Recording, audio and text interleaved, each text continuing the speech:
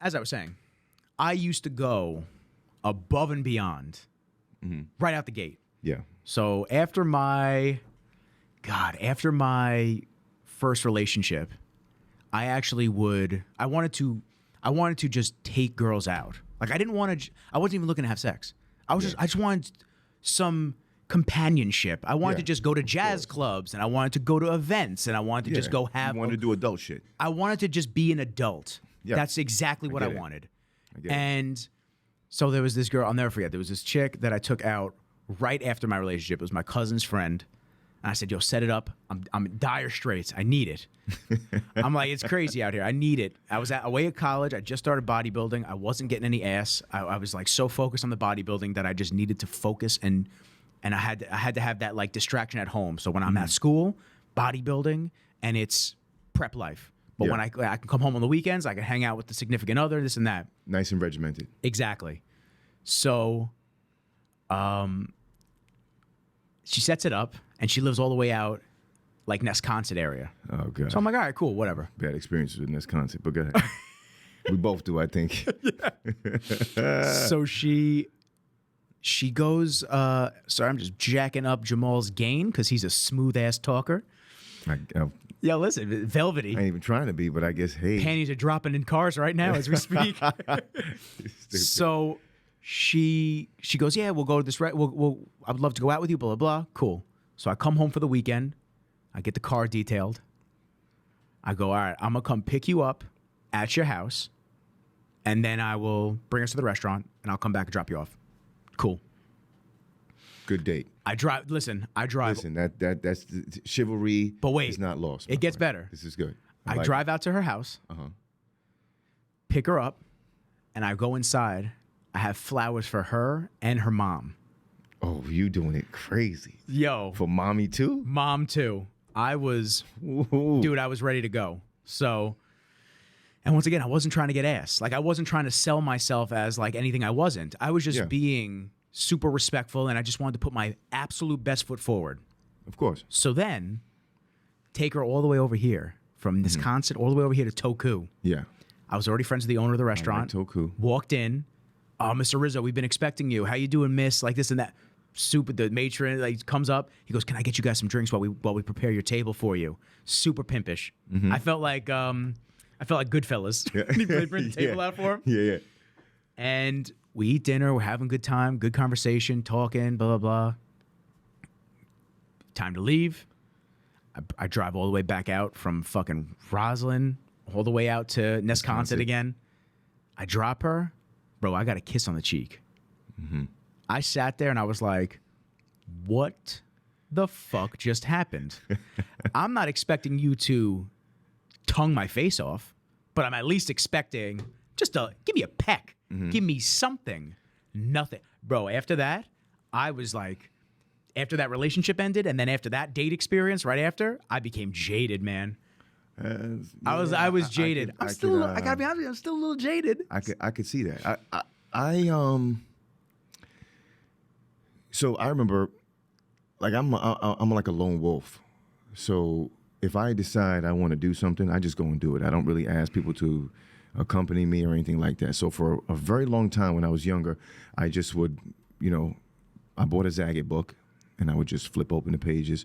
Whatever the page landed on, I would choose a restaurant from that page and I'd go by myself. I would go on Thursday, Friday, Saturday, right? I'd pick a spot for dessert, the whole 9 yards. I don't even eat dessert, but I just wanted to see as many restaurants and stores and things I could possibly see as a, wannabe adult in the city. Anywhere in New York, actually, because it was Brooklyn, it was Queens, it was the city, it was the Bronx, it was, Long Island, whatever it was. And I remember I was like, all right, if I'm gonna date someone, I'm gonna have them tag along. It was very quick where I realized that they're ruining it for me. Your experience wasn't the same. No. I need to do this on my own. This is for me. So I used to just, if I met someone or had a blind date or got hooked up with someone, it was coffee. Sit down across the table, let's talk. People would always ask me, what is it you're looking for in a girl? I'm like, I'm not going to tell you. And they would think, they would be upset. They'd be like, why won't you tell me? That's like stupid. I'm like, okay, you could think it's stupid, but I refuse to have any of my time wasted. So I'm not going to sit here and you obviously are interested because you're sitting across the table. If I sit here and tell you what I'm looking for in a woman, you're going to do exactly what I told you. Yep. And then I'm going to fall in love with you because you're exactly the person I want. You've been everything that I've been looking for. Everything and then what under happens? the sun. 6 months down the line, when you're nice and comfortable, the real you comes out, and I can't stand your monkey ass. Now, you done stole 6 months out of my life, and I got to keep it moving now. So instead, I just want people to be themselves. If we're going to fall in love, if we're not, like, just be yourself. But Be authentic. Yeah, like I was saying before, every man and woman knows what it takes and knows how to make the opposite sex, if they're interested, fall in love with them. Problem is, can you keep up that lie? And for how long, like you said? For how long? You know, once you lose interest, you don't care anymore. Yeah. And now, it happens. Now you're hurting feelings. You're like, you're ruining people like that. And for what? For what? But it is what it is. I totally get it. I'd rather just be by myself. That's why I went to... At that stage in my life, that was it. I just wanted to be by myself, doing what I had to do, And I remember sitting down with a psychiatrist once. He was a client of mine, and he's just like, one good thing about you is just you are 100% comfortable being you. A lot of people can't be alone, can't go to the movies by themselves, can't go to a restaurant by themselves. They always got to have someone around or talking to someone. They're like, you pretty good with that. I'm like, yeah, I like my me time, my quiet time. Just helps me kind of bring myself back to neutral. And I think everybody should be able to do that. I've had friends actually not judge me, but judge me Oh, yeah. for doing things alone. When I went on that Hawaii trip, I remember you told me that trip. when I went on that Hawaii trip, man, and the girl that I was trying to see at the time, she's like, yeah, I can't get off of work, so it is what it is. Like, she was just giving me like a cold I remember. Yeah. situational thing. And I said, all right, fuck it. I'm not burning the money on this. I'm going by myself. And my mom was shocked. She's kind of amazed and going, you're just going to go to, I don't know how many fucking miles away. You're just going to go by yourself? Yeah, why not? I've been an only child my entire life. Do you really think it phases me when I sit in a room and I don't hear anybody else's voice? I actually like it. I love that shit. Dude, when I went out there, man, and all my friends were just like, oh, that's fucking crazy. I would cancel. Bro, I went out there. I remember just waking up and just nothing. There was nothing to do. No one to talk to. I just started my business too. It was no, I'm sorry. I didn't start my business. It was a year before I picked the camera up. I went the second time I went to Hawaii. I was already involved with my business, but I just woke up and there was just peace and quiet. There was no, I have to answer, and everyone's 6 hours ahead. Yeah. So the day is already like halfway over for a lot of people. For me, so you're not even on a cell phone. You're not even talking to anybody. I'm just getting started. I wake up. I went to my balcony. Damn, what does Nick feel like doing today? Exactly. And it was just such an awesome... Because at what point in your days when you're home is it about me? Well, being it's just me, mom, and the dog. A little bit more often. It's not too bad. Because I say this almost every episode now. I listen to my boy Barra on the phone. He calls me literally when he's on lunch breaks at work, in the car home, and then when his girl's at work. Generally, I don't hear from him if she's around, and it's nothing against him. It's just she's kind of like phone Nazi-ish, and he's got 4 kids with her. Yeah. But like every time he calls me, especially now that he's got the little one, I think she's like 4 months old, 5 months old, bro, screaming constantly. His little girl doesn't stop crying. She doesn't stop screaming. She's 4 months? Every time because colicky. Well, it's because that's what my dad said, but no, they said it's not. His girl, evidently, he said she ruined her because she picks her up every single time she cries. Yeah. So now, unless she's being held, she screams. And the smell of mama's milk always comforts the babies as well. So when the mother does that, it's bad. She is screaming every single time, and he's trying to talk to me, and every single time I just go, yo, dude, I got to get off the phone. Yeah. I can't listen to you. It changed my stance on kids. Now, I've said on multiple other episodes, I know that having kids with the right person is clutch. That's the important part. Yeah. So for me, it's like... everything with the right person. I'm sure, exactly. I'm sure at some point I'll have kids. However, like right now when I listen to that, and then I hang up with him, and I look at Kenji, and he's just sitting there staring at me, and the Quiet. The house quiet. He's quieter than fucking kids, and the house is just pin drop silent. I just sit there and go, man, if I had a fucking baby in here, I would be losing my absolute mind because I need that. I need that peace. My phone's ringing all fucking day. People hit me up all day. Hey Nick, where's this video project? Hey Nick, where's this? Oh, I'm hitting this person up because I gotta edit this. I gotta invoice this person. Oh, we're doing this next week. And then when I get that when I put the phone down and I get that little bit of peace and quiet, to give that, and I want to let you speak. Yeah. When I give that slice up, it's got to be for something special, man. And you know what I'm going to tell you? It is special when it's your kid. When it's your kid crying, yes, you're just like, damn, what the hell is going on? But you're more concerned that something's wrong. I need to make sure and take care of this. Whether or not the baby's hungry, if their ass is itching, they can't scratch it, whatever the hell it is. You know what I'm saying? We all get cranky with that. Yeah, so it's a different kind of feeling. You know what I mean? Like, yes, anybody else's baby screaming in your ear? Oh my No way. God. Your own baby, it's a stress, but it's more of a stress like, this is my little munchkin. I got to take care of this. Like, what is going on? We got to handle this. Yes. And then when it's quiet quiet with no cell phone, a pin drop is great. Quiet, no cell phone, a pin drop, and a baby sleeping on your chest? Bro, listen. Oh, my man's about I'm to a man's my man's man. about to melt. I'm a everybody. man's man. I am. Everybody knows that. There's no feeling like that. Okay. When it's yours, dude, it's next level. But it's got to be yours. It's got to be yours. All right, I'm sold. Any ladies out there? Anybody want to see? Because now he just sold me on the idea. Yeah, it's amazing. By the way, how we liking the beard, man? I love your beard, dude. I'm telling you. Remember, I literally am looking. I'm like, yo, Rizzles, you're a handsome motherfucker. I'm like, I'm loving this beard. It's not too bad, right? No, it It's looks coming great. in. It looks great. Yeah, dude. Give it a little. Oh, and you got the little beard oil and everything in there, the conditioner. Constantly, dude. I know you're not supposed to do it every day. Almost every other, can't help yourself. every day. Not the oil, but almost every day to every other day, I'm throwing in shampoo, conditioner, specifically for beards. Yeah. Soften it up. I'm getting it in there so I don't get itchy and it's not flaky. Right out the shower every single time. I bought beard balm. I put the beard balm in to hold it in place. I put the oils in before bed so it's nice and soft all night. Dude, if I'm going to have this on my face, I got to take care of it. I got to be honest. This is why I cut mine off. The only reason I ever grew out my beard was because I lost a bet to Fab. Obviously, Fab would want me to grow my beard out. Fab's beard is like he makes Dude, wolves. Rick Ross. Wolves howl jealous. when he walks outside of a restaurant. I heard it when we left Robkey's that time. Dude.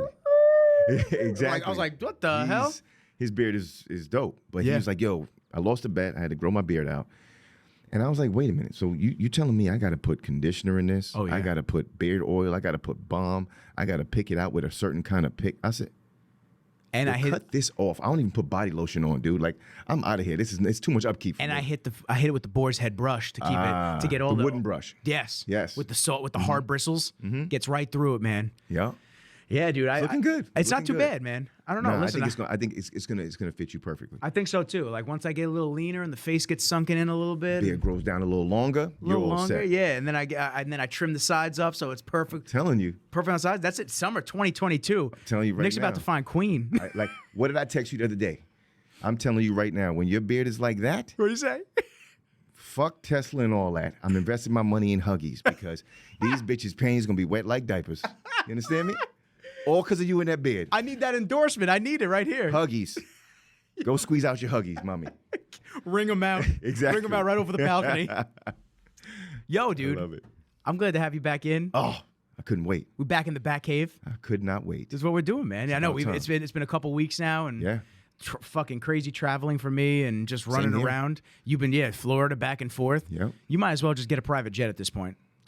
You know, that's. I thought about it the other day. I was like, wait a minute. So what do I have to make to be able to get a private jet?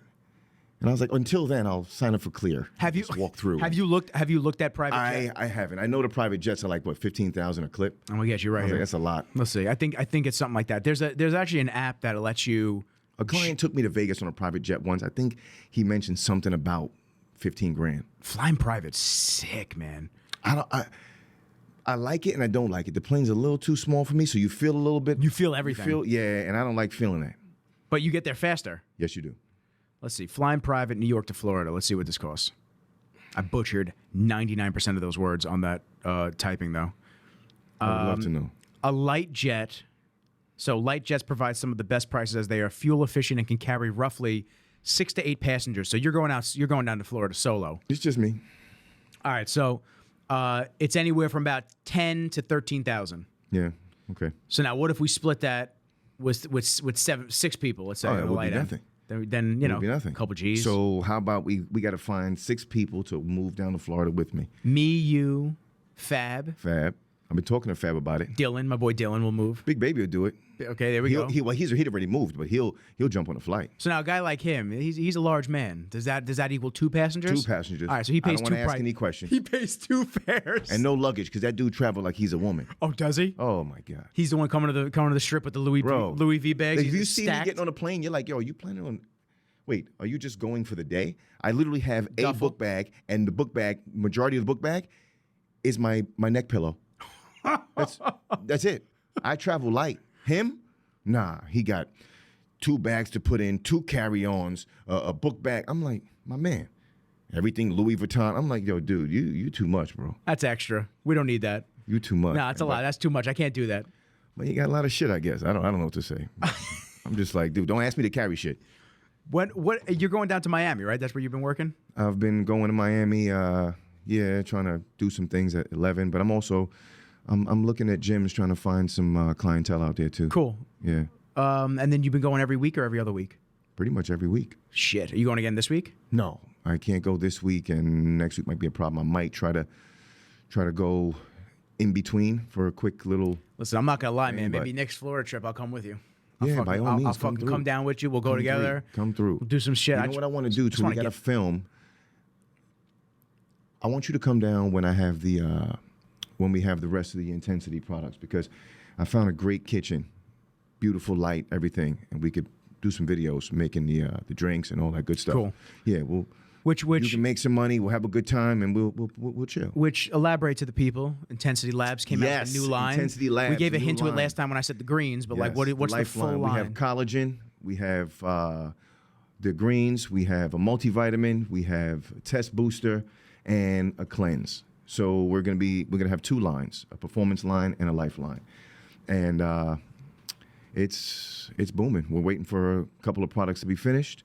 The test booster will be done this week, and the cleanse has been pretty much almost already sold.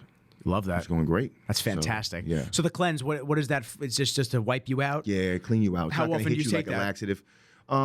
You'd use it after a bingeful weekend, a Okay. vacation, or if you just you decide you're gonna switch things up and you want to jump on a healthy diet and make changes. So you I need- would you start need- off like that. You and need a then- toilet nearby. No, it's not that bad. It's not that bad? You ever took Fiberlizer? Fiberlize from oh my god, from what's his Species? Is it Yeah, Species. Yeah. So it's like Palumbo's that. brand. You'll drink Fiberlizer before bed. You'll wake up in the morning. You'll go about your day, and all of a sudden you're like, I feel a little gurgle. Yeah, I gotta squeeze something out. Got to use the bathroom, and it's just a great movement. Cool. That's exactly what it is. I love that. Yeah. All right, so You're I not got- going to have to be, running back and forth to the toilet. Is it powder or pilled? Pill. Cool. Yeah, because the Fiberlize, you ever mix that shit up? If you wait too long, it's like drinking applesauce.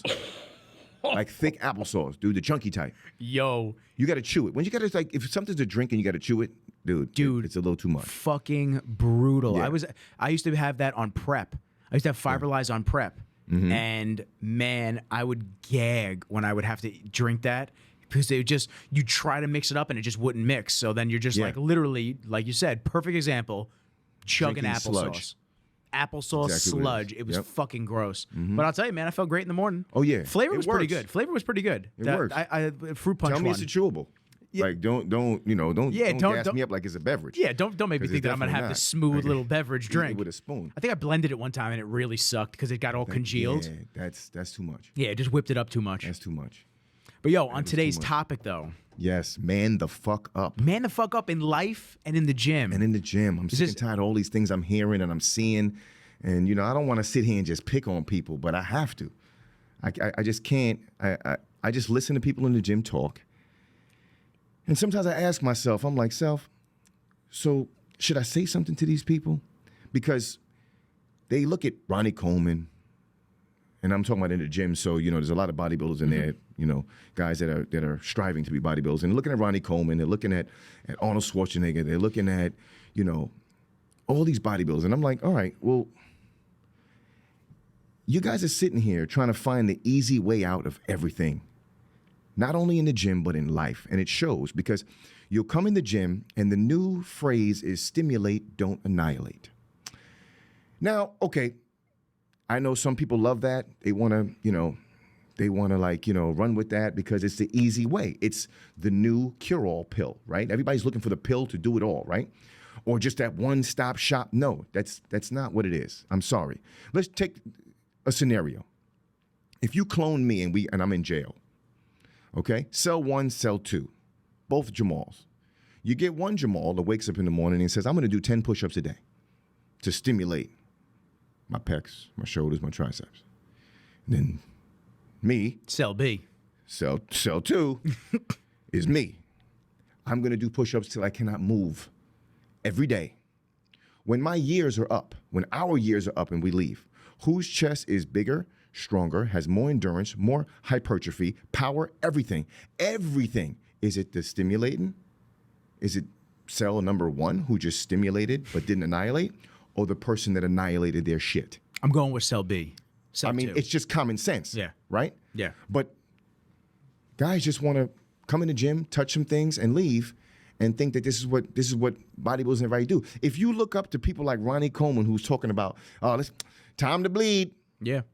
Going to the gym for hours upon hours. And ain't nothing but a peanut. We'll get into overtraining, that nonsense that people talk about as well, but we'll get into that as well. But nobody in there just stimulated and walked out of the gym. These guys wake up, they did cardio. They ate all day long. They worked out, did two sessions in the gym for 2 hours at a clip. And you saw the success. You didn't see anything else but success. These are the people you look up to. So if you're looking up to them, how do you choose to do the exact opposite? Okay, genetics aside, that means you at least have to have the same, actually more work ethic than they do, because you don't have their genetics. If you did, you're lucky. And far and few between. But even guys with the genetics and the work ethic still got to put it in. Or they say it's the drugs. Well, that's another thing. I feel like, and I knew you were going to breach that. I wanted to slide that in there while you say it. I feel like it's like you have back in the day, it was like work ethic and annihilating your body was the catalyst, and drugs assisted that. Yeah, it was the top. It was the top off. Yes, right. Topping the oil off. So now I feel like guys will come to the gym to just stimulate, not annihilate, and be in the gym for 30, 40 minutes and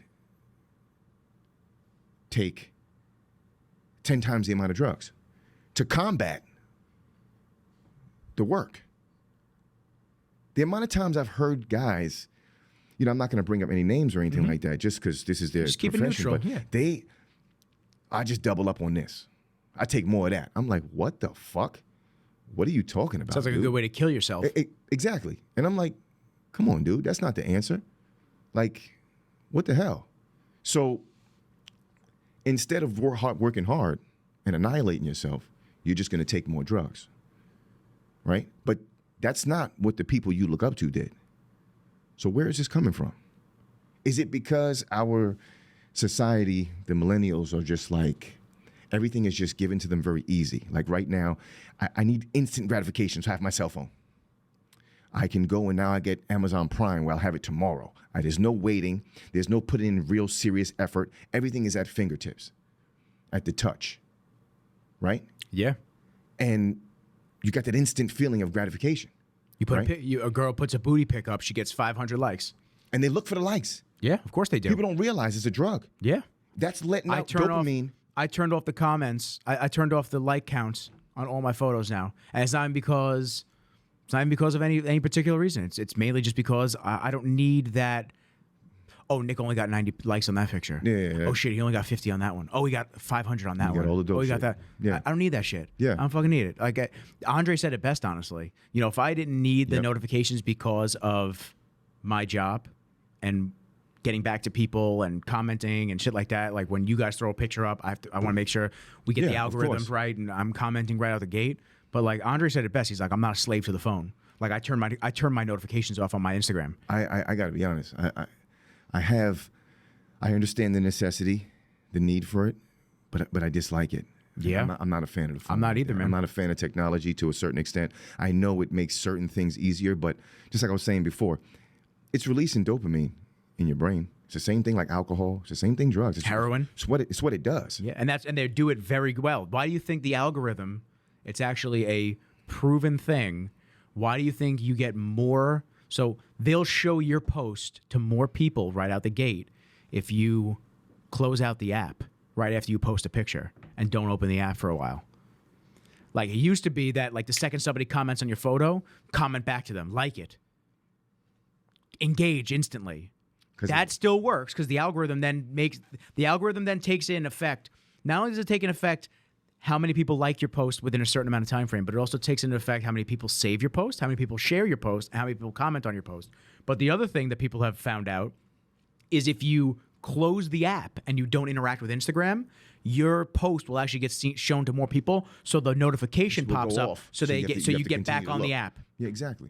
It's scary. Instant gratification. Scary. I'm gonna post a pic and I want to see how many likes I get. Oh my God, I didn't get enough likes. Erase it. Yeah, that's what people do. Erase it. I mean, maybe I need to show a little more titty. Maybe I got to show a little more butt. Maybe I got to. I'm like. I've caught myself saying that too sometimes. I've caught myself like, oh, damn, it would have done better if I really waited till the perfect time. And then I go, fuck this. Who gives a fuck? Yeah. Who cares? Yeah. We had this conversation when we were working on the intensity stuff. I remember being like, damn, you mean to tell me there's a certain time of day to post a pic, certain times to post a video? I'm like, this is too much. What? Yeah, I'm just going to go back to work, man. I'm just going to go back to the hard work, bro. I can't. This is just annoying to me. And it's just that's why people hire people that manage the accounts. That's because it's literally a second job. Listen, I shot for the guys out in the Hamptons. They were amazing guys. I was on retainer for them for a couple of months, and then it kind of fell through.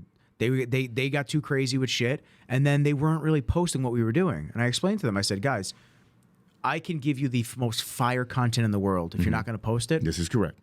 It's a waste of money for everybody. It's a waste of my time, and it's a waste of money for you guys. Don't get me wrong, I like getting paid, but like at the same time, gotta post it. I also don't like driving out to the Hamptons, shooting all day, editing for hours for the rest of the week, and then getting you guys everything, and then it doesn't go up in the account because your sister manages the account. Yeah. And it's nothing against them. They're fucking amazing guys. Yeah. But this is why people have other people do this for them. But that's what drives your business too. Yeah. You need it. Yeah. Like, yeah, it's great that I'm getting paid, but I like you guys. I want you guys to see a return on your money. And a return is more engagement and more clients and more eyeballs on your page. Yep. That's what bringing me in does. But if you guys aren't going to manage the page, it's a waste of money. Guaranteed. And that's what happens, man.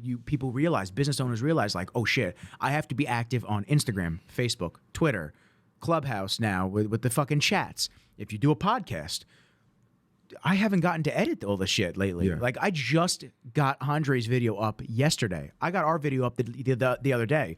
I still have to make our thumbnail. Yeah.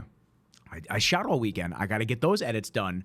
It's like if you don't have somebody doing it for you, that time is so constrained. And then at the same time, I do need time to go to the gym. I need time to decompress. You need time for you. I need time to just not be staring at this fucking screen anymore. Agreed. I catch myself in the car constantly. I'm not proud of it. I said it on my way here tonight to do the podcast with you. And we're going to get back to of course, what you were saying as well. I catch myself like checking to see if I have a notification constantly. Like it'll be mounted on my dashboard and I'll like tap the screen just out of pure habit, muscle memory. Tap the screen. Or I'll change the song because it'll light the screen up and I'll see if anybody messaged me or anything like that. Because don't get me wrong, this shit blows up all day. Like I'm getting messages just like, and I know you know that feeling. Yeah. All day. Messages, notifications. Of course. Calls, voicemails, emails, everything like that. All day long. So it's like, they're there, but like I have to stop. I hate it. I do too. I have to stop searching for it. One or two people that I just love when they pop on my phone. Not one or two, a few people that I just love when their name pops up on my phone. And that's about it. Everybody else, I hate that. My clients are listening right now. Like, I'm one of those people I hate. Well, you can go ahead and think that shit, but it's probably not you. But, I I don't really I don't enjoy it. I feel like a lot of people. I'm trying lately to not be a slave to my phone. The more I can keep my ringer off. You know, I started a couple of years ago turning my ringer off and leaving my phone in a kitchen area and not anywhere near my bed or wherever I was sleeping. But I wouldn't have it close by. Even a vibration would make me want to go look at my phone. Yeah. Middle of the night, And I I catch hate myself checking my phone because it's right next to my bed. I hated it. I'm like, what is wrong with me? Like, what am I doing? Like, I don't like to. I don't want to be a slave to anyone. I don't want anybody having that kind of power over me where my phone goes off. I got to be like, oh my God, who is it? Yeah. You run to I it. hate that shit. I hate it. So, but you know, it is what it is. This is what's going on now. I gotta do that. I actually gotta do that. I gotta put my phone somewhere else. It's It's tough because I live with my mom, and it's tough because, you know, for me to just put my phone in the hallway or something like that. Our space, I try to keep my space to me, her space to her, and because it's her house, 90% of the space is hers. Yeah. But like it's tough, man, because like I have so much shit. I got so much stuff. I get it. I got all the stuff in the garage. It's my gym stuff. I got all my stuff in my room, and like she'll just keep bringing shit into my room, and I'm just like, there's no more room, Yeah. so I can't do anything. Yeah. I literally just, when I give up the phone at night, I shut the phone down, and I have the plug for it in the kitchen. I plug it up, and I walk away. I don't go back there unless, I mean, I do have issues sleeping, so if I get up in the middle of the night, sometimes I may take a look, but that's because I do have a 4 a.m. client, and if I do, You want to see if they're canceling or if they're yes, with you? so at least I could either stay in bed a little bit longer, or I should just get dressed and go to the gym and do cardio. At least I know, you know? But if I didn't have that person booked and my first session was 7 o'clock in the morning, I would not walk over to my phone until I got up. Yeah, it's smart, man. I can't be, I don't want to be a slave to the That phone. dopamine hit, bro. I'm it's telling crazy. you, it's drugs. It's drugs, bro. Yeah. And I don't like it. Well, that's why you see nobody can have conversations. You know, speaking of man and the fuck up, nobody can have conversations anymore. No, it was via text message, right? So Yep. instead of standing up and facing you face to face, right? And actually having emotion and feelings Looking involved. somebody in the eye. Yep. Respectable shit. I'm going to send you a text message, Yep. right? Because I think it's cowardly. It is. Call me. Talk to me. Yeah. If I can't, because I'm with a client, I'll tell you, I'm with a client, I'm a little busy, do me a favor, text me. If it's something serious, I will call you when I'm done. Right? That's that. Remember the night when oh shit, my boy was telling me what to do on Instagram and you had text me. Remember? Oh, yeah. And I was texting you and I said, Yeah. fuck this. And I called you. Yeah. And we talked. Yeah.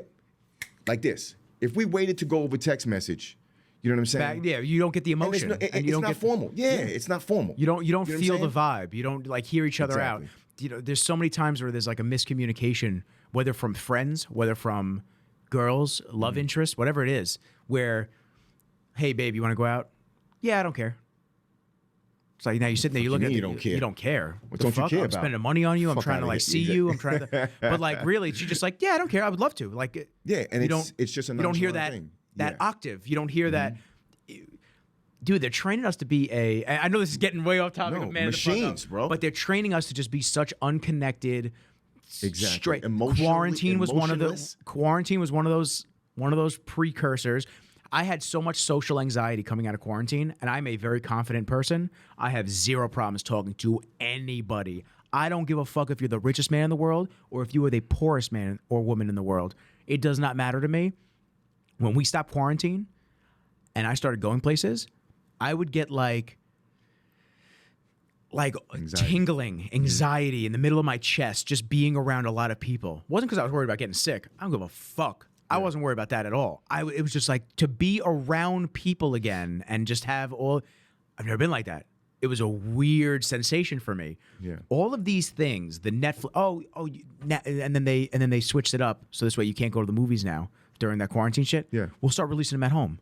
course. Okay, so now I'm just going to be by myself without anybody around me, which is okay some of the time, like we were saying earlier in the Social beginning. distancing is exactly what it is. That's what they called it. It's keeping- exactly what it is. It's just keeping you emotionless. And then you see the elites, and they can all be around each other no matter what. No matter what. No matter what. They're good to go. They're good to go. They can hang out. No masks, no nothing. They can enjoy life. But you When the quarantine was over, though, don't what see. I wanted to do, I felt like I wanted to hug every single motherfucker that I Yeah? saw. I was like, I need some human interaction, goddamn. Give me something. Give me something, shit. Dude, it took me a couple months to really get back in my groove and really start to feel like myself again. Even though I was still around people, but I wasn't around strangers and and there were cultural shifts and everybody exactly. pounding up and not. I'm like, dude, we're breathing the same air. Just straight running away from you. Running away. Like, I don't have my mask. You don't have a mask on, and they're running. Okay, well, there's people in my Trip your neighborhood that still wear masks when they walk around, or they cross the street when they see Kenji and I walking. With no mask on. And they wear their mask. They're wearing their mask, and they're probably God. triple vaxxed. It's crazy. It's like that shit's just wild to me. It's like, yo, you got to be a person. It's so fucking bugged out. If you really think that you're gonna catch some shit outside with that, then you're beyond me. But this has turned into a COVID talk. Yo, that's good, and that's the problem, because it's the conversation everybody's having now. Yeah, You know what I mean? constantly. All the time. Constantly, and I'm so tired of hearing about it. I'm just the craziness of it. But anyway, back to like it's that sensation. It's that they're trying to get you to just turn off your most binary primal emotions of being with people, touching, feeling, looking people in the eye. Nah, just send them a message, send them a text, do this, do that. Just be totally digital. Oh yeah, there's a cash shortage. There's no more paper money. Like this and that. The art of hard work is gone. I think for the most part, it's gone. Like, it's just, everybody loves, like, what's the guy's name? David Goggins. They love him. But they don't want to. They don't want to act like it. Yeah. They don't want to do it. Not at all. But so you got to know that there's something behind what he's saying because you love it. But then why won't you do it? Strikes a chord with you. Why do you do exactly the opposite? Where's the drive? Where did that shit go? Like, I just don't get it. A lot of people want to only do what they're good at. We're human beings. I get it. Like, you're drawn to do the things you're good at, right? Because it makes you feel good. But, you know, the old school saying, you're only as strong as your weakest link. So why not strengthen the weakest link, spend more time on the weakest link so the whole chain is secure. You'll never be secure doing the things that you are good at, like God-given talent that you're good at. It's the things you're not good at you need to focus on. It's the things you're not good at you need to do more of. If you don't got upper chest, stop doing flat and declines. Work that shelf. Incline all day long. Like, you know what I'm saying? So we'll go from the gym where we roll it over, but it's the same thing. But guys, I'm not good on the incline bench. Oh, so that means just don't do it? Like, so when are you supposed to win? When are you going to see change? You need that, like you said with the jail scenario. You need that constant breakdown, so the body gets stronger and builds back up. Mm-hmm. That's how this works. Yes, and that's in life too. In everything. That's how this works. You need that breakdown to build back stronger. Mm-hmm. The muscle fibers tear and they repair. And they tear and they repair. Exactly. And that's why you can go from doing 70-pound dumbbells to 150-pound dumbbells. That's why you can go from squatting fucking stuffed animals like SpongeBob to squatting 315. Yeah, by putting yourself in the trenches and just doing it. Yeah. You know, I finally felt good the last couple of weeks again. Mm. The neuro stuff doesn't seem to be there anymore. Thank God. Yeah, and I'm feeling good. Like, I don't step and feel like jarring. Yeah. I couldn't explain what was going on with me. And to be able to go to the gym the last probably 2 weeks, 3 weeks, and not have any issues, and to just be excited.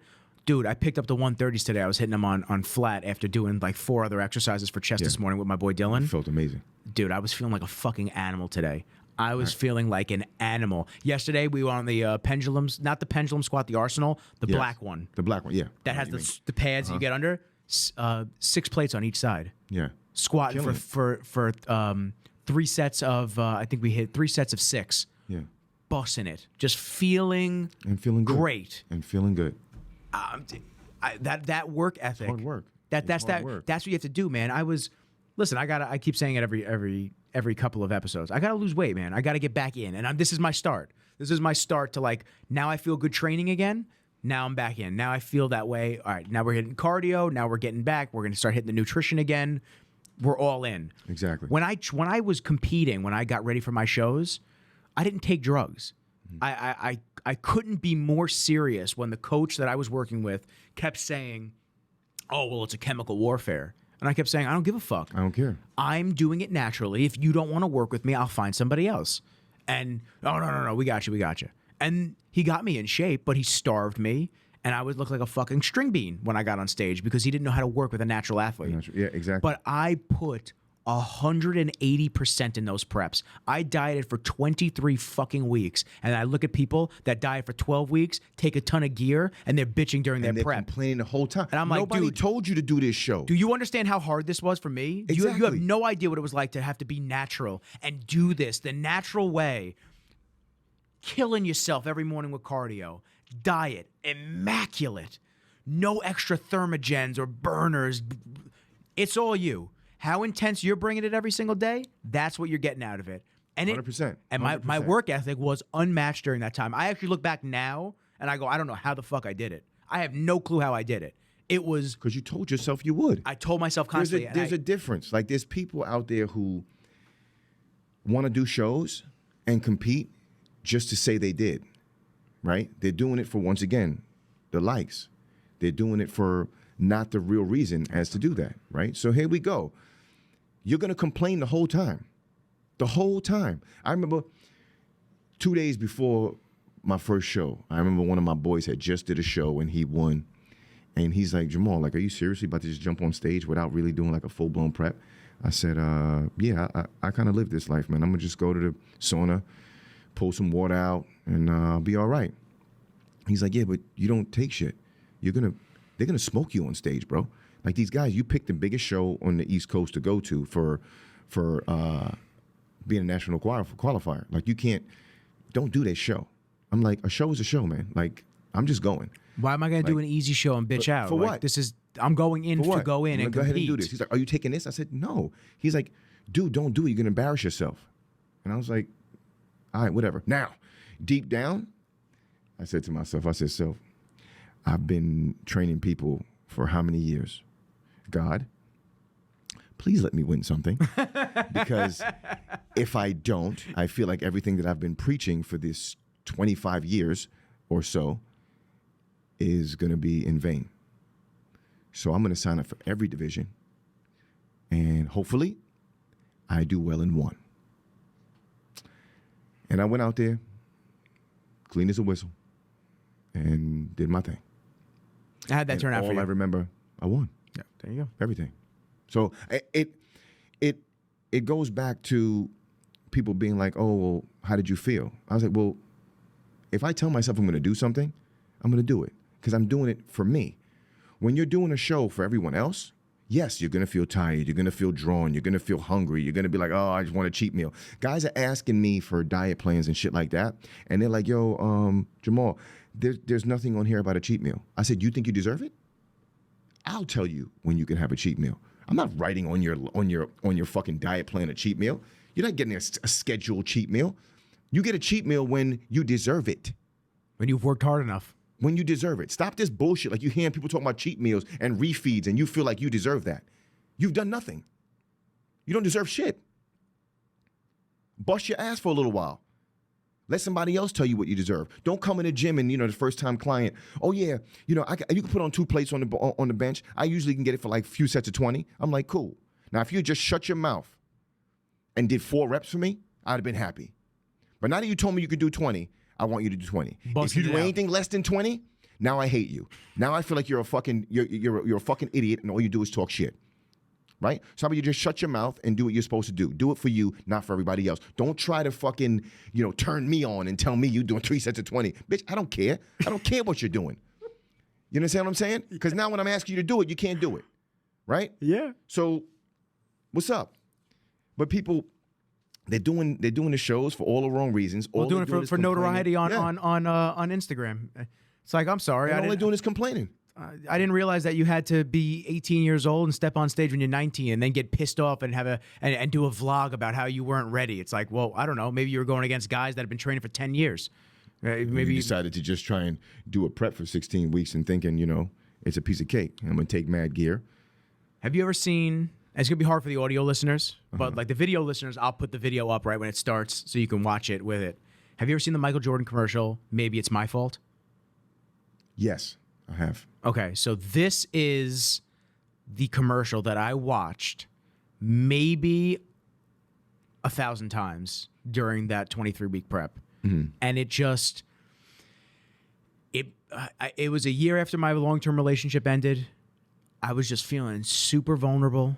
And I said, man, I got to do this for me, and I got to go fucking ham. Did it for you. And I went in the gym like a savage every single day.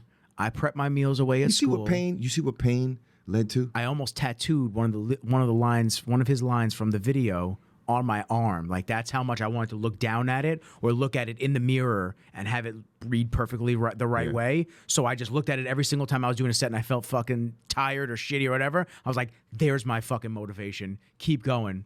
This video. If you ever want a tattoo, I know. Maybe it's my fault. I have a great tattoo artist for you. Maybe I led you to believe it was easy when it wasn't. Maybe I made you think my highlights started at the free throw line and not in the gym. Maybe I made you think that every shot I took was a game winner. That my game was built on flash and not fire. Maybe it's my fault that you didn't see that failure gave me strength, that my pain was my motivation. Pain. I love that. Maybe I led you to believe that basketball was a God-given gift and not something I worked for every single day of my life. Maybe I destroyed the game. Or maybe you're just making excuses. Boom. Bro. Yeah, it's the truth. When he said I used to repeat that line in my head every time I was like, damn, I got to get out of the gym. Every single time. Maybe it was my fault that you didn't see that failure was my strength, that pain was my motivation. I was like, oh my God, fuck that bitch. I was every single time I was like, fuck that bitch. We're going for another rep. Yeah, you gotta use that pain. You gotta have a reason. You gotta have something, and it doesn't have to. I'm not saying that everybody needs a reason to get up and work hard, but you do. You have to have a reason, and if that reason is to prove to yourself that you're better than what everyone else thinks, that's the best reason. Or if that reason is to prove to somebody else, then be to yourself. Be that way, but then understand that that their opinion doesn't fucking matter anymore, and that even if they think that you're the worst person in the world, and you're trying to prove them wrong. And you're trying to change their opinion in a set amount it doesn't matter, because you're going to come out a stronger, better, more developed person on the other side. It's the truth, man. People don't want to work hard, man. No, I see these they do not. I see these young guns in the gym. I feel like I could say that now because I'm 30. I see these Thundercats. I see these young dudes, and I'm just like, a couple of them I've given John Meadow workouts to before, and they're not doing it. Well, I'll tell you exactly what happened. There was a kid at the gym, super nice kid. I like him a lot. He's a really good dude. Trained super hard for him, trained super hard and dedicated as a motherfucker. I said to him something one time. I said, yo, let me give you this Meadows workout. Follow this plan. You'll really enjoy it. It'll kick your ass and it'll change you. Okay. After and it was I think it was a 16-week program. Mm-hmm. After, I want to say 2 weeks. You saw him in the gym. I saw him and he's like hitting the same workout that he hit 2 days ago. Yeah. And I go, what are you doing? And he goes, the plan. He goes, oh, well, I skipped a couple of those workouts and I went to like this one and this one. I go, but that's not the plan. That's not the plan. The plan is he says you do legs, you fucking do legs. He looked at that plan and said, this is hard. Nah, this is too much. Everybody, you don't need all this. I mean, I do a boot camp and people are just like, why does it have to be so hard? I say, well, listen, you could pay me for a walk in the park with Jamal if you like. It's a separate price. And I'll walk in the park and you can talk about all this bullshit. I said, but you're paying for boot camp. So let's go. But why does it have to be this hard? What? Why is life so easy? There's challenges. What person, even in the working environment, in the working field, who doesn't sacrifice? You have these financial advisors and planners and everybody that works on Wall Street when they first get out of college and they get their job and they're shooting their fucking make partner or vice president, and they get an apartment in the city just so they're closer to their job because they're looking to work 16-hour days. and they can just walk across the street, take a nap, come back and do that, right? They put in hours and hours and hours worth of work, 7 days a week. They even would relocate themselves to show the job that they really want this. And they do it for years. Yeah, there's no instant gratification there. None. You are busting your ass till you're like 50 sometimes. And then all of a sudden, you hit that marker where it's like, oh, I can actually sit back and relax now. So my hard work is paid off. But nowadays, it's more so like, yeah, I've been here for like 4 weeks, and they're not even talking about a raise. Yeah, I can't even believe that they're not giving me paid vacation. You can leave now. Like, where is this all coming from? You know what I'm saying?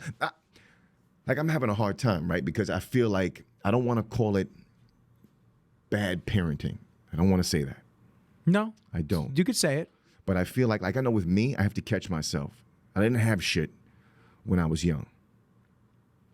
I wasn't an envious person, but I noticed that people had things, and, you know, I was like, damn, must be nice, you know? But are you talking about like a family environment, or are you talking about family and stuff? Just like, you know, seeing families material items. Yeah. Or vacations. Buying stuff, kids coming to school with the sneakers, the clothes, you know, we're doing the hand-me-down thing, like, you know, whatever. You know, I watched Sergio Valentes with a gold buckle on the shit. It's fucking horrible. You know what I mean? And, you know. How much were those? God. $12? What? Maybe not even that? Yeah, You know what I'm we're out saying? here making only, do. The only thing that saved me was just like, yo, listen, Jamal's a different level of crazy. Like, he'll beat you. He'll probably beat you to death, and he'll probably still be beating on you while you're in your coffin. So you might want to just stop talking about the Sergio Valentes, bro. The boy's not all right. So that's why it saved me and my brother and my sister. Because but you made do with what you had. You have to. Yeah, you have to. So I have a problem because now I bust my ass on a daily basis to be able to provide. And I witnessed things when I was younger that I always told myself that I would never, certain looks on my grandparents' faces and stuff that I would never want to see on another loved one's face again. And if it takes me working 22 hours out of a day, then I'm going to do it. So now my little munchkins, I get them everything. And I have to catch myself sometimes. I need them to have that grit. I need them to know what grind is. I need them to know what desire and want is. They just can't want something and get it. I can't, sometimes I can't help myself though. You know, I just will. Because you want to spoil them. I want to. Because you didn't have it a certain way when you grew up. You can provide that certain way for them, and now you're at that point where I completely understand where you expect them to understand that there's hard work involved. Exactly, but I don't want them to feel a sense of entitlement. They don't want to feel like depravity. Exactly. I mean, my dad telling me one time too. He's like, "Listen, if you're going to sign up for this sport, that's fine. If you don't like it, you can't quit. You can't quit on your team. You got to finish the whole season, okay? You can't turn your back on your teammates." The other day, my daughter's telling me that she didn't want to go to dance. Okay. And I almost said, okay, just don't go to dance then. I had to catch myself.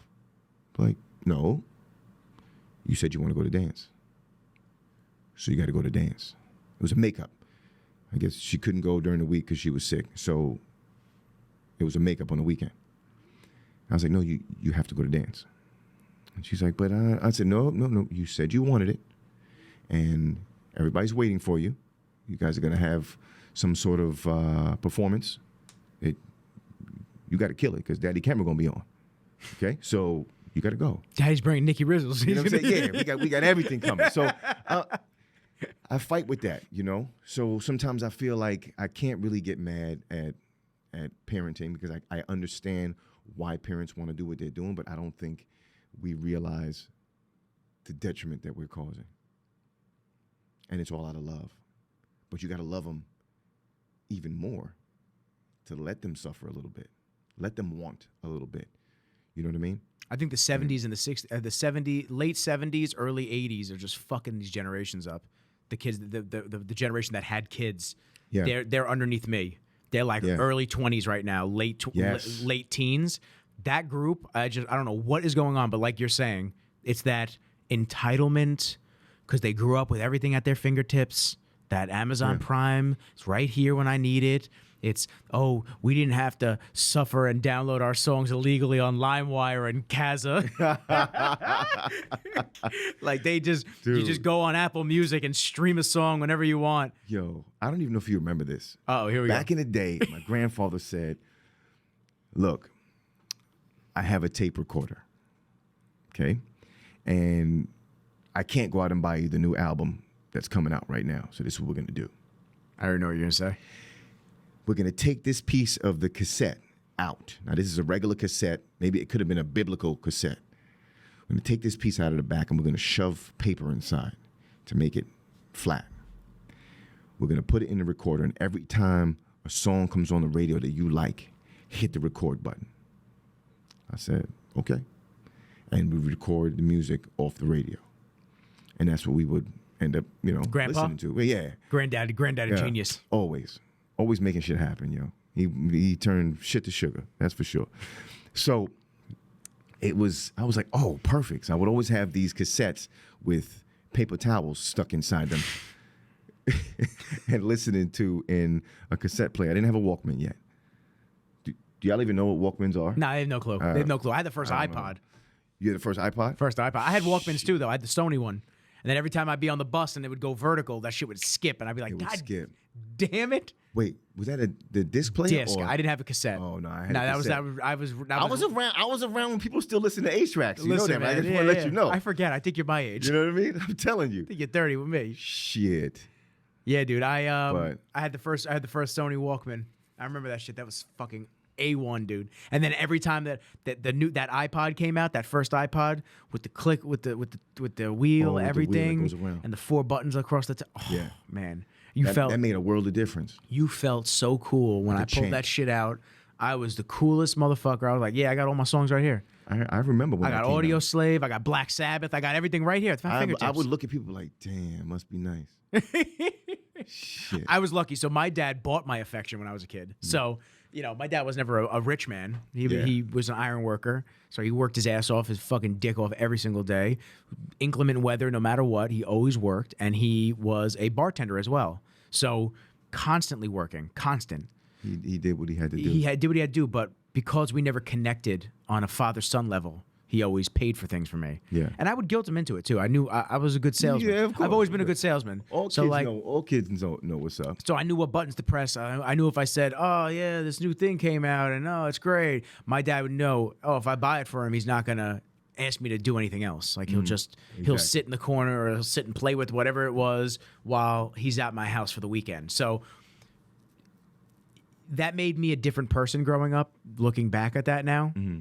Because realistically, like I looked at other kids that had dads that could run around with them, or that I'd see the other kids' dads coaching baseball and stuff like that. And I'd cry sometimes. I'd get upset. I'd think about that shit because it always made me feel like, well, and my dad had MS. So as he degenerated and progressively got worse with it, it's like he really couldn't walk anymore. So I was like, damn, Dad can't run around with me. Dad can't do shit with me. But like, Dad was always dependable. He'd buy me the newest iPod, and so he like bought my affection over the years.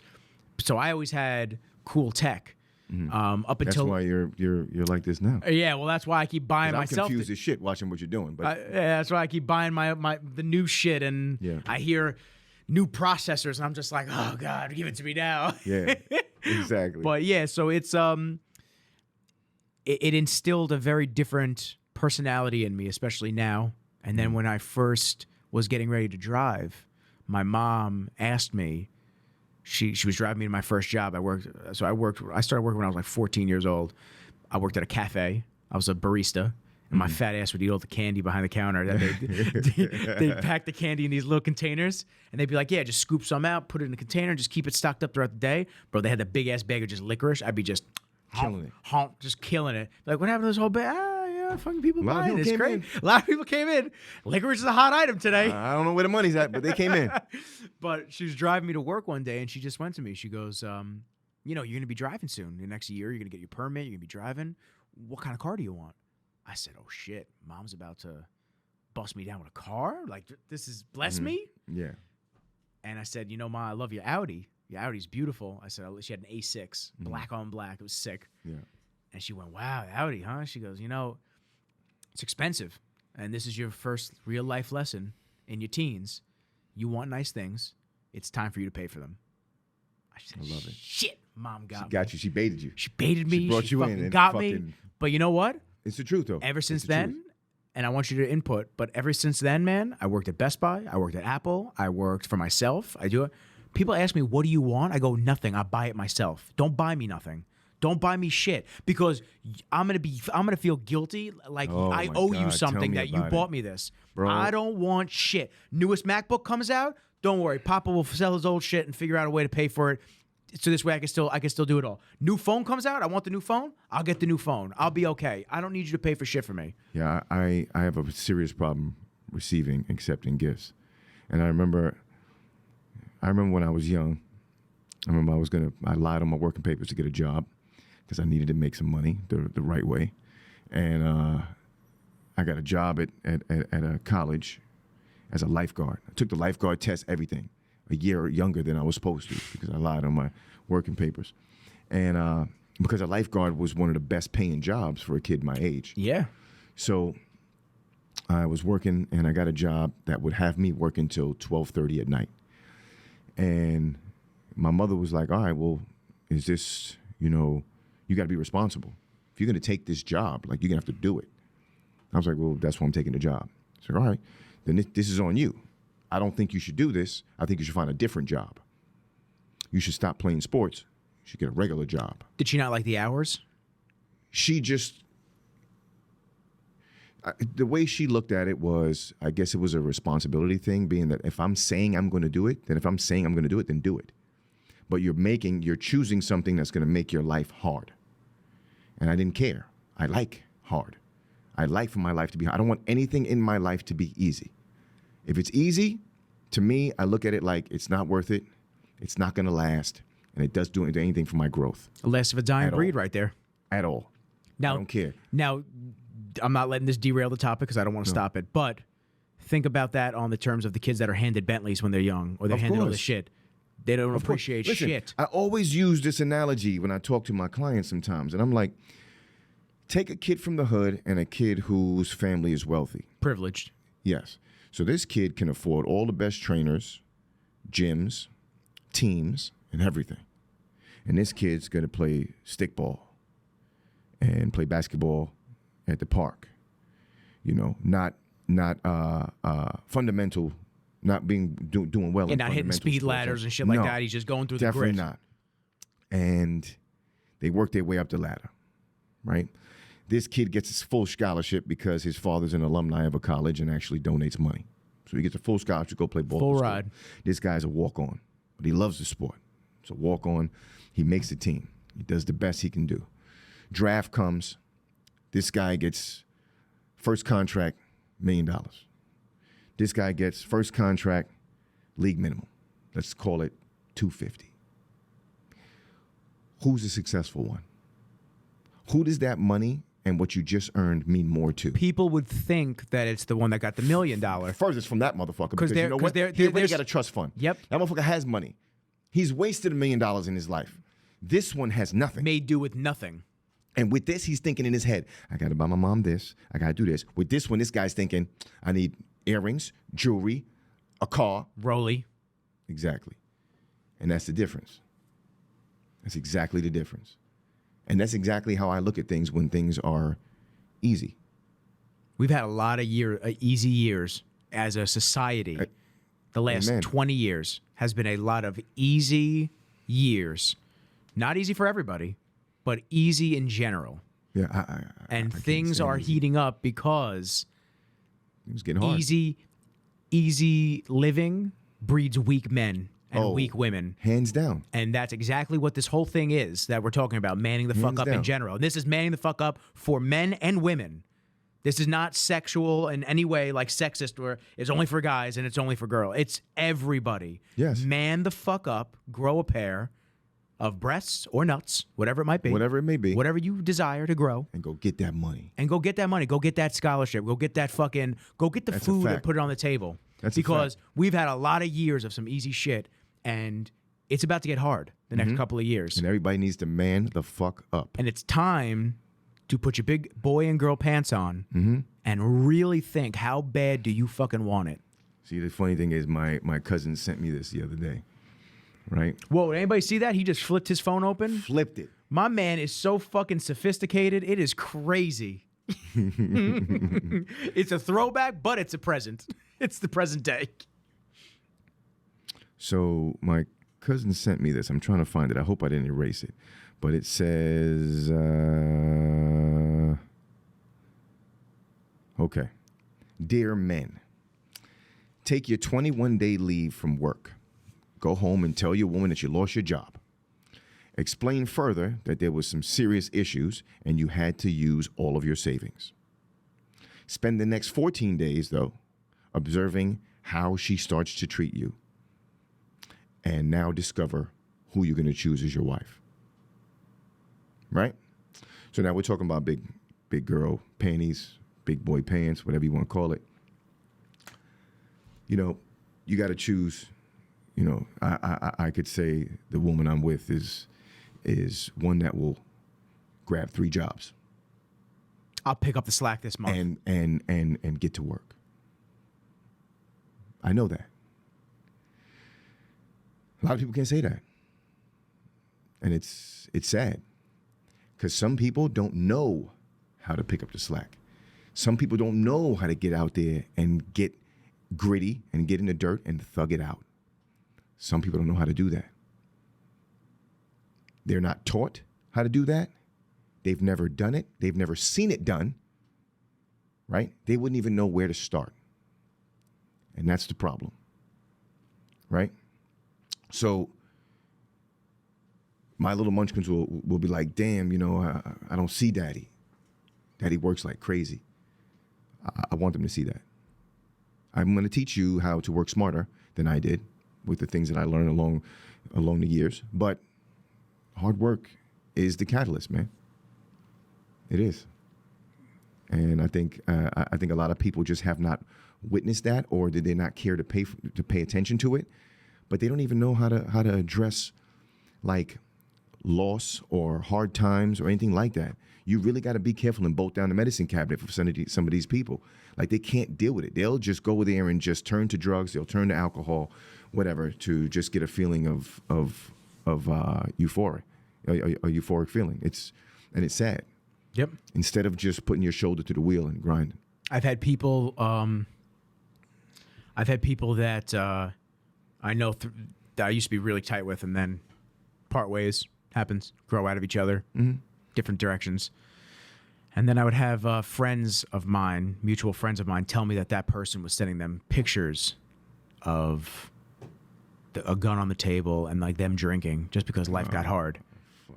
And it's not even that they were in that state that they were going to actually do it. It's the attention grab. It's the attention, exactly. It's the attention grab, because that person wouldn't do it. Yeah. That's the funny part. It's like, we know this person. You know you would never do that. It's like, okay. And then every little hardship, they just go, well, I gotta booze my shit away. I gotta do drugs to get it away. Instead of attacking the fucking problem head on. Take your problem. Figure out I'm gonna dissect that motherfucker and I'm gonna defeat it. There's so many different opportunities and ways that you can manipulate things, whether it's work related, health related, relationship related, anything. There's so many different ways that you can just transform your life. And it's almost like now with I might get hate for this, but now with the legalization of marijuana, people are sitting there going, oh, great, I get to smoke all the time. It's like, I'm not against marijuana, but I'm also not for it. I'm someone who's very neutral with it. I think it has amazing medicinal purposes for people that need it. But I also think that as a society, it dumbs us down. I'm not against a lot of things. But when you abuse it, that's what I'm saying. Using it for the wrong reasons, I'm definitely against. Yeah, I think it dumbs us down as a society. I think you're smoking because I know people that smoke every single day. Like, if you suffer from depression or anxiety or whatever it is, and it legit makes you be able to function, I get it. But you're also, if you don't suffer from anything and you just love to be high, come on. Correct. That's what I'm saying. Medicinally. Yeah. But at the same time, you're now using that as a crutch instead of facing your demons, going to therapy, and trying to become a better human being. Yeah, everybody's got to go to And therapy. as you said, facing that shit head on. Yeah, head on. You said everyone's got to go to therapy? Everybody should go to therapy. I'm looking for a good therapist because I need to go again. I'll hook you up with my dude. I'm telling you right Please now. do. I think every single person, I love the even though thought. you may think you're cool and you're normal, No. every single person needs to sit down with a therapist just to talk. And have an outside perspective of your Exactly. mind and what's going on. Exactly. Because you will clear up so many demons. You will figure out so much shit about yourself. Yeah. It is amazing. It's amazing. Yeah. Hands down, probably one of the best things I've done for my own mental state. Like, I mean, a lot of people may not know. They know I'm like standoffish and I'm like I'm to myself very often, but like I have a horrible temper and like every once in a while like a little inner rage. And I was just explaining to someone the other day that I've learned to control my temper and anger, but the crazy part is, when I let it take over and I'm angry and I'm mad and I'm in a rage, I love it. I love the feeling that I have, and I know it's weird. You like the adrenaline rush. I feel like I don't know, and I haven't yet been able to break it down on whether or not I love it because it's me showing fearlessness, ferocity. right? Exactly. I'm ferocious, and there is no fear anymore, right? Whatever it was that got me this way, I don't think people realize what fear is. Fear leads to you having a temper. Fear leads to these problems. So I feel like when I'm like that, I'm not scared of anything. I feel like I can run through a fucking wall. I feel strong. I feel unstoppable, but doesn't mean it's healthy. No. And the sad part is sometimes when I get there, I just want to stay there. I don't want a hug. Meanwhile, a hug is probably all I fucking need. Right? You know what I'm saying? Like you just need some affection to just calm you down. I don't want that. I want to be mad. Somebody break out the glass case with the teddy bear in it for Jamal. He's raging again. You know what I'm saying? So it's like, but it's weird. But I didn't realize all that until I went and sat down and just spoke to somebody. That's all you gotta do. You know, that's it. Air it out. Air out your air. You gotta break down all your demons, man. And that's something that I want to leave for another episode for us to talk about. Guaranteed. I want to talk about the stigmas of being men and what we go through and how you can't do certain things, can't show certain things. So I think that's actually a huge part of it because some guys would probably not want to go to therapy because they feel like they're a pussy or less of a man for going to therapy and having to air out there. But we'll leave it for that. Let's talk about that. We'll leave it for that. But on manning the fuck up, yes, to kind of recap and hit the points on the head again, these easy times have really blessed and cursed us at the same time. And I have a feeling that things are going to get very difficult for a lot of people. They already have recently with how the world is going and changing. And I think that more people than they think are going to have to figure out going out on their own and being an entrepreneur when they never thought they were going to. Yeah. Because their job is no longer safe and their job is no longer secure. And doing what we do, like we're very different in careers, personal training to videography, photography, podcasting. Supplement owner. Yeah, supplement owner, supplement store owner, supplement brand owner, I should say. We're very different in our careers, but they're very similar. Yes. Because if we don't go out there and get it, we don't make money. We don't make no money. And the people that sit back and they get their check every 2 weeks and they don't have that adversity and they were given money, and this isn't everybody, but they were given money when they were kids, when they were young. They were given their first car for free. They never paid their cell phone bill. I had cousins that weren't paying their fucking cell phone bill and they're like older than me up until like a year or two ago. I didn't pay my own cell phone bill since I was 14 fucking years old. After I started stealing my mom's upgrade, she goes, "All right, get your ass off my plan." She's like, I'm over you. I'm like, how have you? I pay my car, the insurance, everything. I pay literally everything but rent. Actually, I pay business rent. I pay my office rent. So I have my own rent too. So it's you have a grit, you have a grind.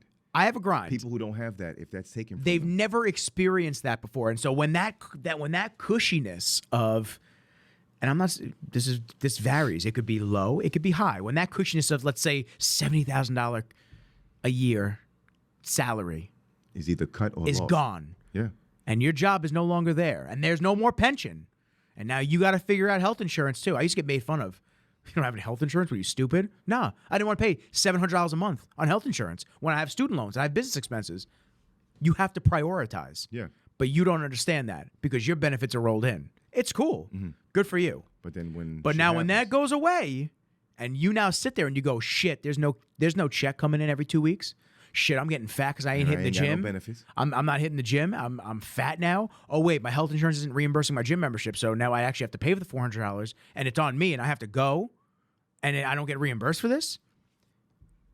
You're gonna experience some hard times, and it's gonna test people's grit, and it's gonna test their mentality too, especially the mental. They're gonna fold. You want to talk about mental health? That's gonna be crazy. People will fold, and it's unfortunate. Yeah, I mean. Yeah, I don't know. Don't even know how to change things. Maybe trying to. There's no way to change things because the weak. It's Darwinism. The weak will die off and fail, and it is what it is. And I hate to say it like that, but guess what? There's a fucking winner and there's a loser. Okay, we're not giving out participation trophies in this life. They may have given them to you at Little League when you were younger. That's bullshit. That is bullshit. That's another thing I don't understand. Where the fuck is this participation trophy bullshit coming from? Because everybody should feel included. Oh my God, no. You didn't participate. You participated and you didn't do well. You don't get a trophy. Like, come on. But that's the realm that they're breeding the next generation. Softening everyone. Softening everybody Worrying up. about people's feelings. But you know what? When you hurt someone's feelings, they'll heal stronger. But instead, let's just baby everyone so everyone's a little bitch. Everyone's getting picked up every second. Every time they cry, everyone's getting picked up. Like my friend's kid. Yeah. And they don't learn from it, and they just keep crying, and they just keep crying. You fall and bust your ass. Go ahead. You'll be all right. If you're crying, we have to leave and go to the hospital. I knew it. You're just fine. Go ahead, go. Play. I told my buddy to use that line on his kids. He hasn't. You notice what I do? Yeah. He hasn't used it yet. Yeah. I said, dude, you got to use it, man. Oh, you crying? You seriously injured? We're leaving. We have to go. We got to go to the hospital. We got to go. No. I'm okay. No more playing. You sure? Oh, you're good. That's what I thought. Go ahead and play. I fucking love that. That's what it is. Pack your bags. Come on. We got to go. We got to go to the hospital. You're hurt. Come on. You're crying. What? Yeah, pack your bags. We got to go. We got to go to the hospital. I got to get you in there. We got to get you a gown. I'm okay. That's what I thought. That's what I thought. Go ahead All and right, back to life. Yeah. You got to strengthen everybody up, and it really does. I know you said you didn't want to say it was parenting, but it really does come to the parenting because your home life balance of what's going on and the stability of a father, a mother, whatever it might, how those lessons are being brought onto those kids is affecting each and every generation, and the softening of society is really bad right now. Yeah, and we have to get back to a state of shit's tough. Mm-hmm. And you got to grunt it out. Dude, what did 20-year-olds do in the fucking 30s and 20s? Dude, they were busting their ass 2-3 jobs. They were doing what you doing today. Working in steel mills. They were bringing... Just think about it. You remember watching Little House on the Prairie? You ever watched that? No. You never watched Little House on the Prairie? No. These men used to leave the house and just bust their ass all day long, and their wives would stay home and be nothing but happy as fuck when they came home. It was like...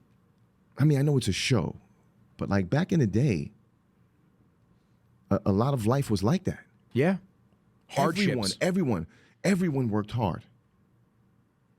My grandmother worked 2 jobs when she was younger. Her father. Marriages worked. Her father was the first. I guess that would make her first generation Italians. Yes, because her father came over on the boat. Mm-hmm. She would work in a pasta factory. Yeah. And she would get home every single day and put food on the table for my great grandfather. Yeah. And she would wait till he cleared his plate, and then he would be working all day too. It was a team environment. Team effort. I'm telling you, everybody's grinding, not just one person. Yeah. It wasn't just, oh, my husband goes to the work. He works all day. Oh, my wife goes to work. She works all day. It's all about a team. And that's also why I'm still single, because I'm looking for that teammate. I ain't settling for someone who's I am not settling for someone who sits there and takes. That would be my advice. Especially after I'm grinding it out all these years. Who the fuck cares how long it takes? Don't settle. No. Listen, we talked about sitting in quiet and just not really like talking to anyone or being around anyone. Yes, being quiet, sitting in quiet with a baby on your chest is one thing, but being able to sit across the table from someone you can have a real legit, wholesome conversation with, everyone needs to find that. Yeah. Everyone. So don't settle. Bro. No. And until then, I just have a pack of Akitas. There you go. How good, dude. He's so great. Dude, he just fucking chill. It's unbelievable, man. I'm surprised he didn't. He was like. He got up and he went right to his bed and he just chilled out. And then guess what? When we finish this, he's gonna be like, okay, where are we going to now? Where's now? We out. Where we at next? But yo, dude. Yo, always a pleasure, homie. Come on, man. You already give me some fucking daps, man. This is my Always. man. I love you, dude. Love you too. So yeah, man, this is another episode of Rizzology in the Bat Cave with Jamal. There you go. This is what we do, man. This is Wait till the next one. I think it's episode 7. This is episode 7. Big stuff. We chugging along, baby. But until Making next moves. time, that's Yes, it, sir. man. Peace.